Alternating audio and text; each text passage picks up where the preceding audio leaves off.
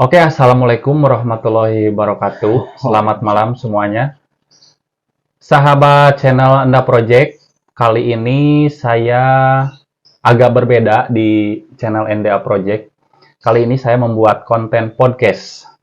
Dan untuk konten podcast malam ini, saya membawa tema misteri ataupun pengalaman misteri yang sudah saya undang di malam hari ini.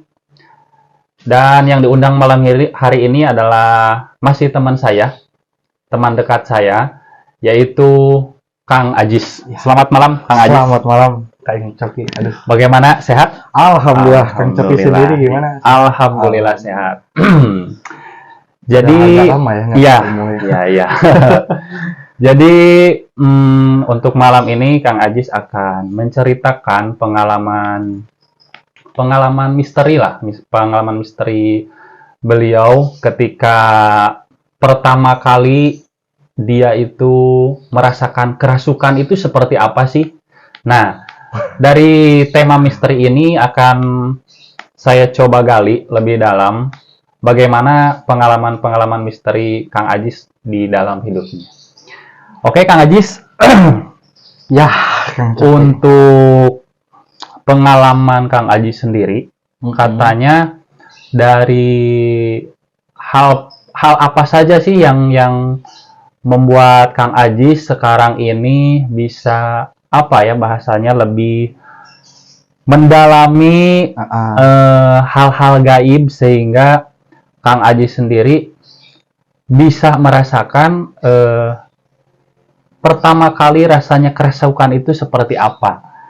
Nah, monggo dijelaskan untuk Kang Ajis. Ya, mungkin awal mula ya. Memang dulu saya yakin gak yakin, percaya gak percaya, bisa apa namanya? Bisa jadi alat untuk wadah lah, kalau dibilang jadi wadah lah untuk jin-jin seperti itu ya. Oh iya. Kenapa bisa saya mendalami? Yang pertama, sisi baiknya ada juga, Kang. Setelah mendalami dunia gaib, ternyata ada sisi baiknya. Mungkin kita bisa lebih dekat sama pencipta kita. Nah, untuk pengalaman kerasukan itu, pertama kita harus menemukan keyakinan dulu. Keyakinan batin tentunya. Jadi bisa dibilang kalau kita tidak peka, tidak bisa merasakan, susah untuk masuk jin ke tubuh kita. Jadi jalan masuknya jin itu memang terbentuknya sugesti terlebih dahulu, Kang. Oh iya, sugesti. Itu ada jalan. Dan itu pun ternyata saya baru menemukan ilmunya itu. Ternyata jalan keluar masuknya jin itu adalah sugesti kita sendiri. Jika sugesti kita sudah dibangun, dibentuk kuat, jin itu ngantri, pengen masuk itu ngantri, karena gampang kalau sugesti kita udah dibangun. Jadi kembali lagi ke pertama kali pengalaman kerasukan itu ya. Yang saya ingin tanyakan, ketika pertama kali dimasukin jin ya, kalau dimasukin atau makhluk gaibnya itu, apa yang Kang Ajis rasakan di dalam tubuh Kang Ajis itu, apa yang bisa dirasakan itu untuk pertama kalinya? Kalau yang saya rasakan sih, pertama awal masuknya jin ke tubuh saya, karena berhubung saya udah jadi wadah, Kang, untuk jadi mediator ya. Jadi pas awal masuk itu pertama memang berat pundak, terus mual. Jadi mungkin bentrok ya. Mual itu yang paling mencolok kalau di saya. Mual itu pasti itu kalau udah ada kontak lah sama makhluk tersebut. Pas di dalam tubuh, pas begitu udah masuk, jadi yang saya rasakan, apa yang saya tidak tahu menjadi tahu. Iya. Nah, beda halnya dengan sebenarnya beda Kang antara kerasukan dengan, jadi kayak kerasukan antara disengaja dan tidak disengaja. Iya. Beda. Kalau yang tidak disengaja memang itu lain cerita. Kalau dimasukkan udah jadi wadah itu mungkin masih bisa terkontrol lah, masih bisa terkontrol, kecuali power si jin tersebut lebih kuat dari power saya sendiri. Itu kadang saya susah kontrol. Saya mungkin pernah kejadian waktu itu power si makhluk tersebut lebih tinggi dari saya tidak bisa kontrol, bahkan sukma saya pun ikut terbawa. Pas begitu dia keluar, sukma saya terbawa. Jadi benar-benar tidak terkendali. Tidak terkendali jika powernya lebih tinggi dari saya. Jadi kekuatan si media gaibnya itu terlalu kuat Iya, gitu. Betul. Nah, untuk tadi kan ada dua ya kalau nggak salah, antara secara langsung dan tidak langsung ya, kerasukannya secara itu. tidak sengaja. Ya, secara tidak sengaja, Bang. Nah, untuk ini kan mungkin teman-teman sahabat YouTube ada yang ingin tahu juga.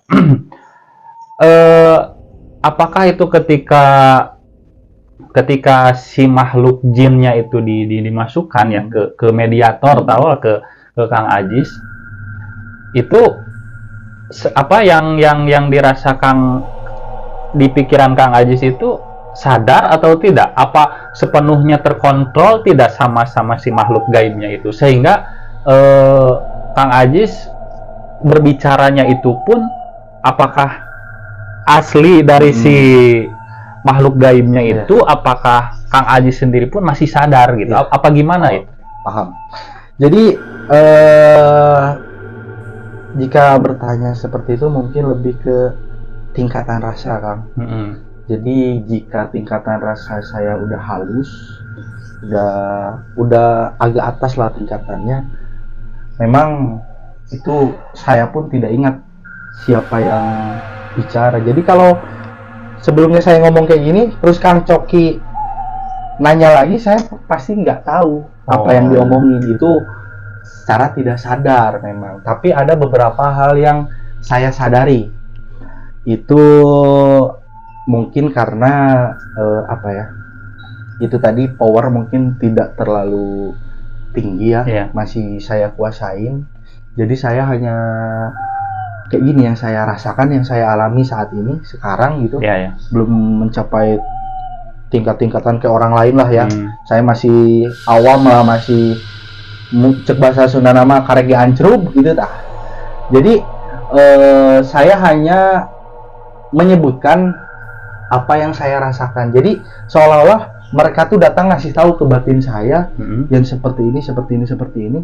Jadi saya hanya mengutarakan apa yang mereka ingin ucapkan.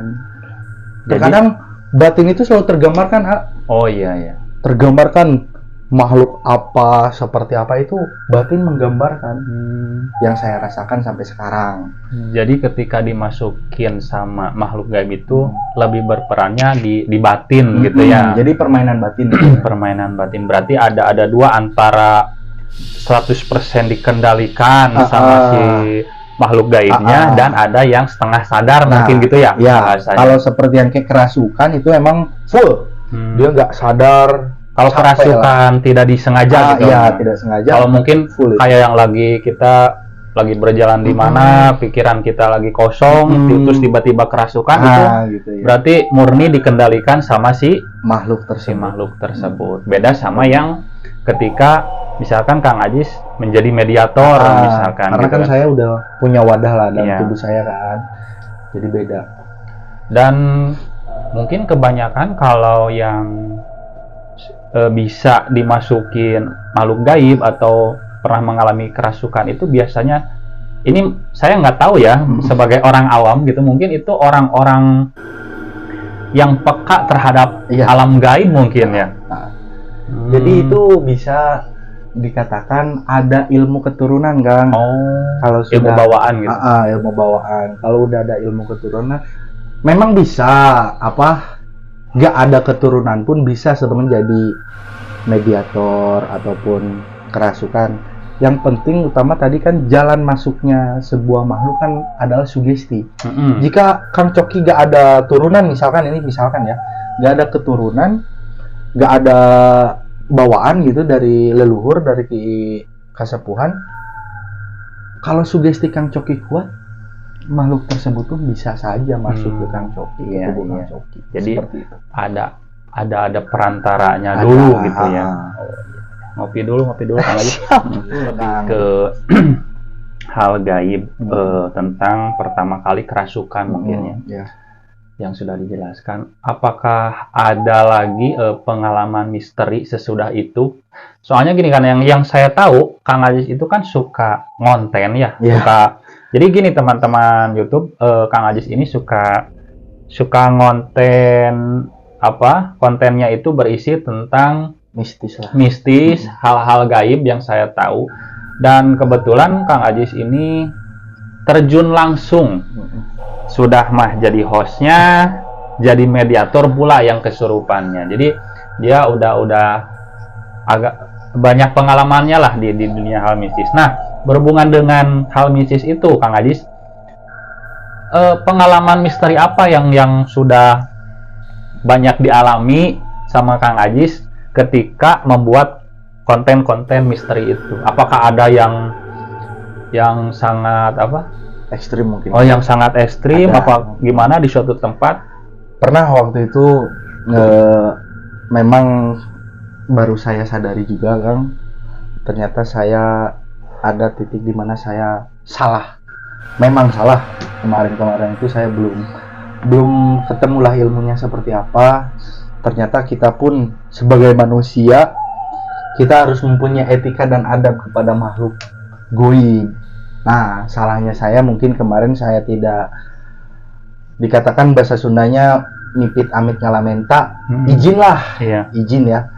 Izinnya saya belum mungkin waktu itu. Setiap saya ngonten, saya mungkin tidak izin ke makhluk-makhluk yang ada di tempat tersebut. Jadi efeknya, dampaknya, begitu saya ngonten, waktu itu saya tidak terkontrol. Waktu itu pas di tempat makam Bodas, Kang, daerah Langkap Lancar ya.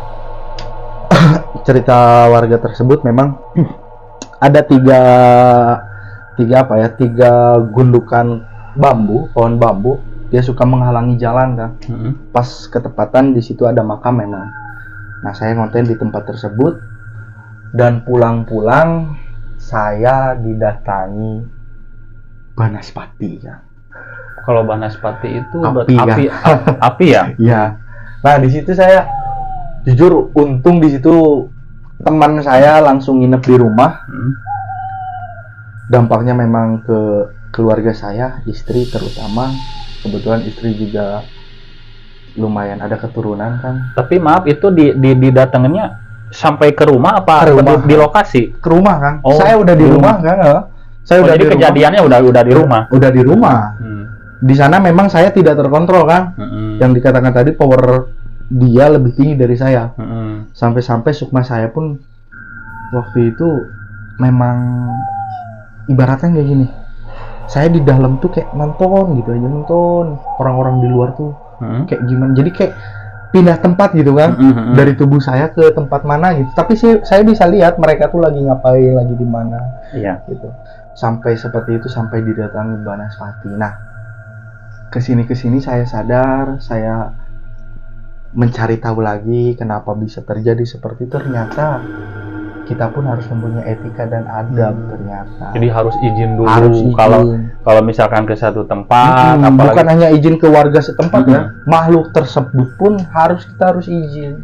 Apalagi kalau tempat tersebut, kalau bahasa Sundanya itu sangat gitu. Sangat. Jadi angker lah. Kita harus mungkin salam-salam gitu. Harus itu, Kang. Setelah saya pelajari memang itu wajib. Agar tidak ada dampak ke kita juga, tidak ada yang ngikutin setelah kita ngonten. Baru saya sadari. Mungkin dampak ke kesehatan pun itu ngaruh ya. Memang jadi sahabat Enda Project, NDA Project,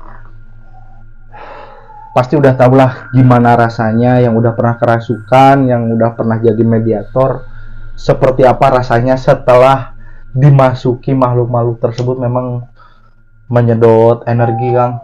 Capek asli.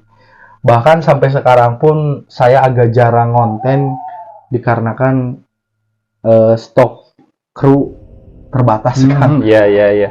Jadi mungkin ada yang mau jadi mediator kan bisa deket lah, karena bisa hubungi nggak sembarangan orang juga ya kalau bisa jadi mediator. Iya. Tapi yang saya lihat di konten-konten Kang Ajis itu, ketika Kang Ajis jadi mediator terus kerasukan, sesudah itu tuh Kang Ajis tuh berkeringat, capek, pasti.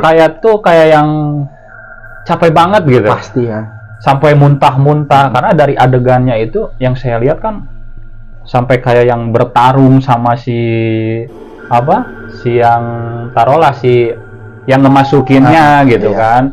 Itu yang saya lihat itu kayak yang capek gitu. Itu gimana yang yang Kang Ajis rasakan? Ya, kalau bisa dibilang sih, kalau yang saya rasakan nyeri awak. Sudah mau bilang nama, nyeri awak, Kang. Asli nyeri awak, sakit semua badan, sendi-sendi, dan memulihkan energi itu agak cukup lama juga. Apalagi kemarin ada yang belum saya bereskan dalam tubuh saya memang. Jadi emang tidak sinkron, Kang. Tidak sinkron, mungkin seperti itu. Jadi saya bereskan lah ke teman saya juga, mungkin lebih paham lah ke situ. Jadi saya dibereskan di situ saja. Oh, jadi setiap kali ketika sudah beres konten dengan temanya yang kerasukan itu, yang sesudahnya Kang Ajisnya itu di apanya istilahnya dipulihkan kembali ya sama si teknisi itunya, yang apa sih itu bahasanya yang ahli supranatural atau apa itu? Bisa dikatakan vokalnya lah. Jadi beliau itu dia punya kelebihan juga ya tentang gimana cara memasukkan. Jadi beliau tahulah titik-titik masuknya itu di mana. Jadi sebenarnya ada 3 titik yang perlu diketahui. Ada 3 titik, Kang, jalur masuknya makhluk goib. Yang pertama ada di belakang leher, jakun belakang. Jakun belakang itu titik pertama, titik kedua ada pundak kanan dan pundak kiri. Dan jadi dari belakang gitu. Dari belakang itu keluar masuknya makhluk goib. Gitu. Berarti itu ketika Kang Ajis kerasukan mah itu Kang Ajis nggak ngerasain capek, nggak ngerasain kesakitan, enggak. Jadi sesudahnya aja. Sesudahnya, setelah kemasukan lah baru terasa. Kalau ada sudah takdirnya seperti itu, memang kenapa tidak? Karena ada juga kelebihan, Kang. Dari situ kita lebih bisa lebih tahulah seperti apa sih dunia goib itu. Gitu, dan lebih bisa merasakan mungkin dan mungkin hikmahnya dari kejadian demi kejadian, ternyata dunia gaib itu ada dan kita selaku manusia, makhluk yang diciptakan oleh Allah gitu kan, ada lagi yang hidup selain kita gitu, beda alam gitu kan, beda alam, beda dunia lah gitu. Nah, dari masih dalam dunia perkontenan Kang Ajis mungkin ya, siap. Ada nggak kejadian atau makhluk paling mengerikan, makhluk paling mengerikan yang pernah dilihat Kang Ajis di waktu lokasi syutingnya itu, pas waktu ngonten? Ya, kalau bisa dilihat mungkin jadi balik lagi ke belakang, tingkatan saya masih belum melihat secara langsung makhluk-makhluk yang ada di sekeliling kita. Jadi saya hanya dikasih lihat, digambarkan dalam bentuk batinnya saja. Jadi batin saya yang melihat makhluk tersebut. Kalau seperti saya dan Kang Coki ini kan, kan langsung melihat nih kan. Nah, saya belum nyampe ke tingkatan ke situ. Karena memang ada beberapa saya yang belum dibuka lah. Jadi belum terbuka mungkin masih dalam proses lah. Tapi untuk lebih ke merasakan sudah gitu sudah. kan. sudah. Iya, Jadi iya. lebih ininya ke batin, gambaran batin yang saya lihat gitu. Dan yang saya tahu si ahli supranaturalnya itu yang suka Vokalnya. bervokal gitu, yang berbarengan ngonten sama Iya. Kang Ajis.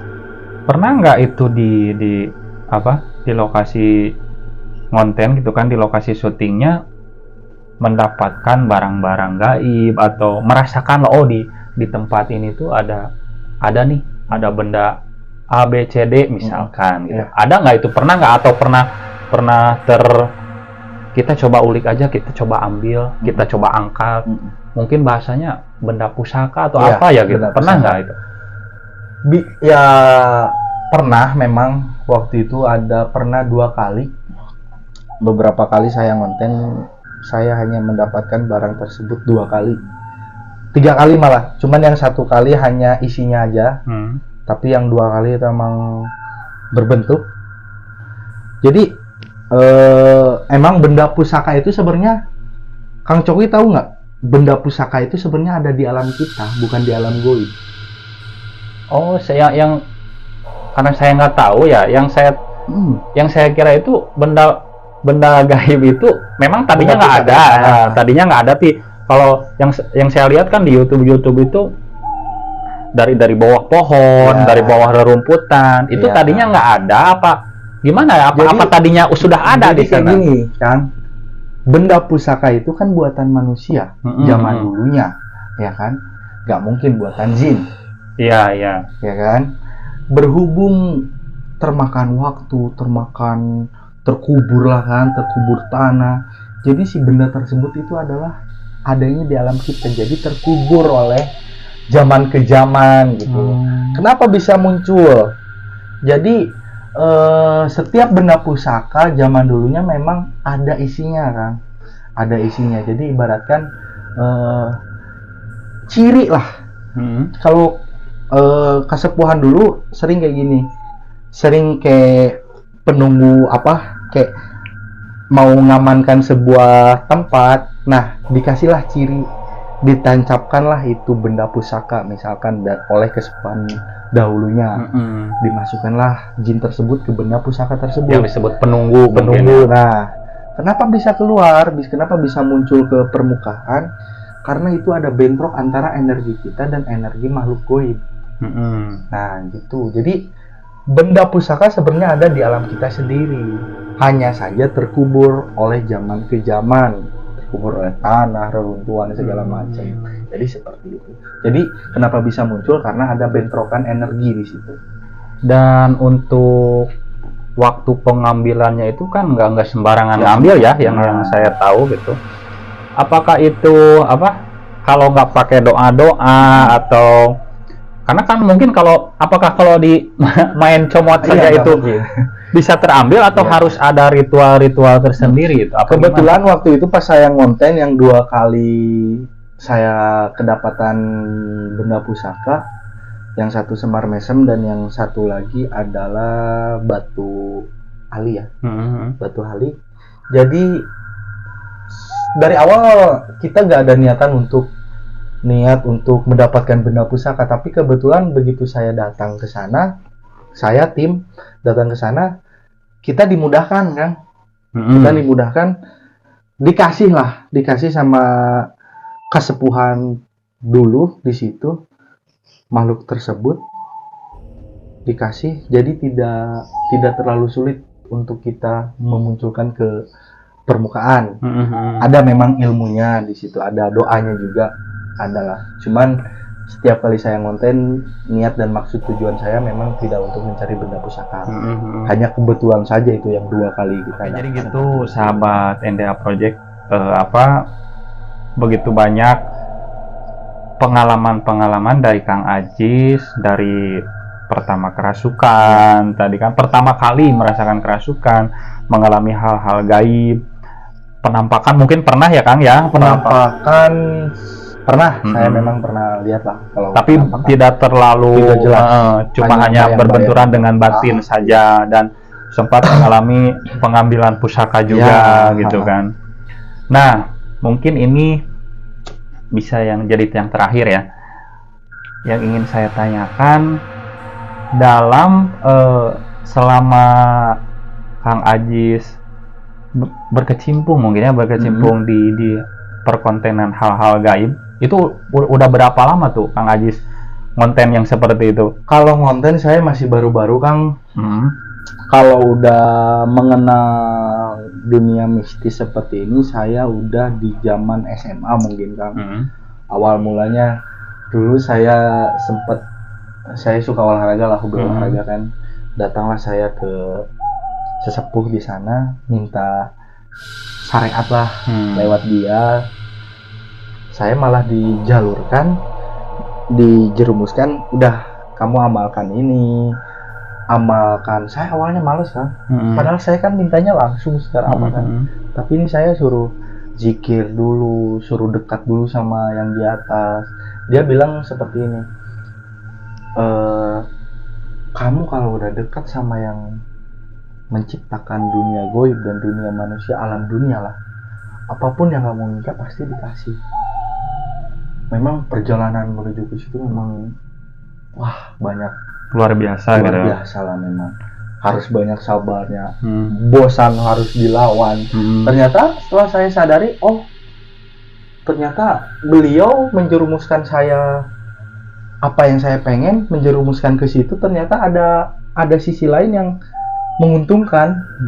Menguntungkannya dalam artian kita lebih dekat sama. Jadi kita bisa lebih taat lah ya kepada yang Maha Kuasa, itu Allah Subhanahu wa Ta'ala. Oke, mungkin untuk sahabat NDA Project, ke Kang Ajisnya ini apa sih pesan-pesan yang bisa disampaikan kepada sahabat YouTube dan saya sendiri mungkin tentang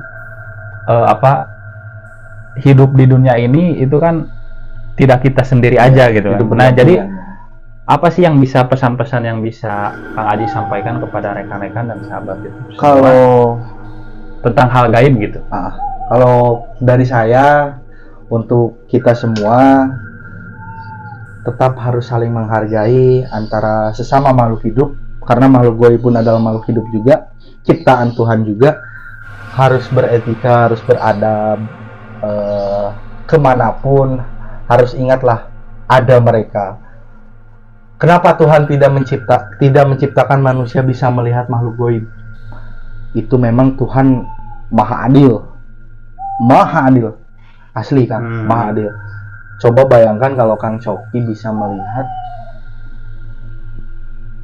makhluk tersebut lebih banyak daripada kita kan. Jadi lebih banyak gitu kan? Banyak. Mungkin sekarang aja kalau bisa dilihat ini banyak kan di sini, berdempet-dempetan. Tapi bersyukurlah kita tidak bisa melihat, kita diciptakan tidak bisa melihat makhluk tersebut. Jadi kita harus tetap, utamanya adalah etika dan adab, sopan santun terhadap makhluk gaib memang perlu. Karena keberadaan mereka kita tidak bisa dikatakan tidak ada. Itu ada. Seperti itu. Jadi nyata adanya memang. Oke, Kang Ajis, terima kasih. Siap, mungkin obrolan singkat ini bisa bermanfaat bagi kita semua. Amin. Dan sahabat YouTube semua. Kita akhiri saja podcast di Beranda Cerita malam ini. Assalamualaikum warahmatullahi wabarakatuh. Waalaikumsalam.